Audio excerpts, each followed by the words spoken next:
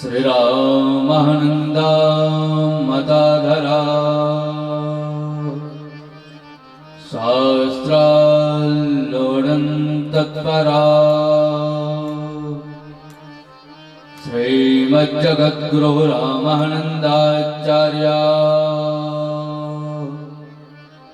श्रीकामद्गिरिपीठाधीश्वरा अनन्तः श्रीविभूषितपूज्यपादारविन्दा स्वामी श्रीरामस्वरूपाचार्या महाराजा विजयन्ति तरा विजयन्ति तरा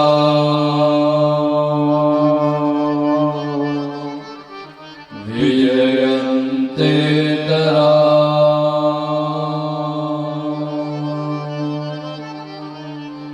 बोलिए श्रीमज्जगद्गुरु रामानंदाचार्य भगवान की जय हो। सद्गुरुदेव भगवान की जय हो। धर्म की जय हो। अधर्म का नाश हो। प्राणियों में सद्भावना हो। विश्व का कल्याण हो। गौ माता की जय हो। गौ हत्या बंद हो। सत्य सनातन धर्म की जय हो। कामदनाथ भगवान की जय हो। नृसिंहदेव भगवान की जय हो। राजराजेश्वरी मैया की जय हो। यज्ञ नारायण भगवान की जय हो। नमः पार्वती पतये हर हर महादेव। गुरुदाबली पूज्यपाद गुरुदेव भगवान की जो हमारे आचार्य परंपरा है, उस आचार्य परंपरा का भैया ने संवाहन किया। इसी क्रम में यत्र यत्र रघुनाथ कीर्तनं तत्र तत्र कृतमस्तकाञ्जलिं बाष्पवारि परिपूर्णलोचनं मारुतिं नमत राक्षसान्तकम् सीतानाथ समारंभां रामानन्दार्य मध्यमाम् अस्मदाचार्य पर्यन्तां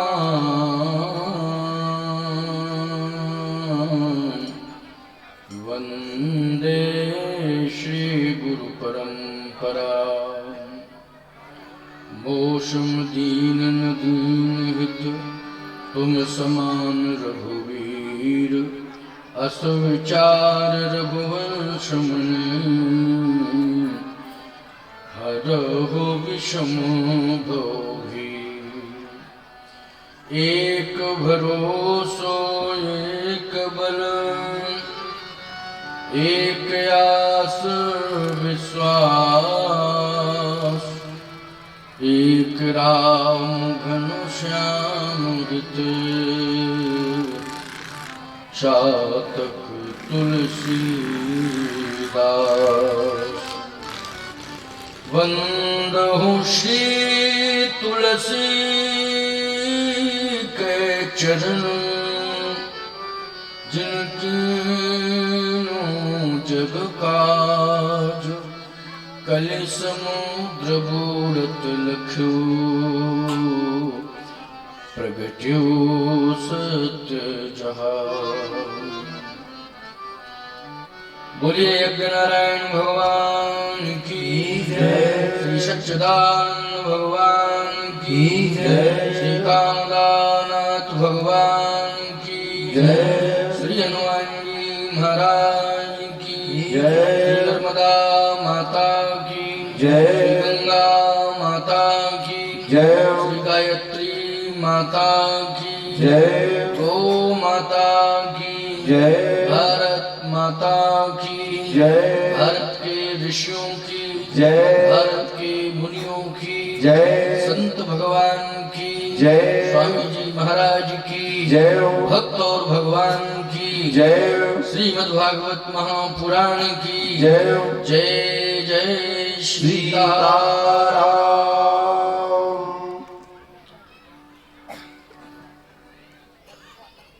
परमाध्यक्ष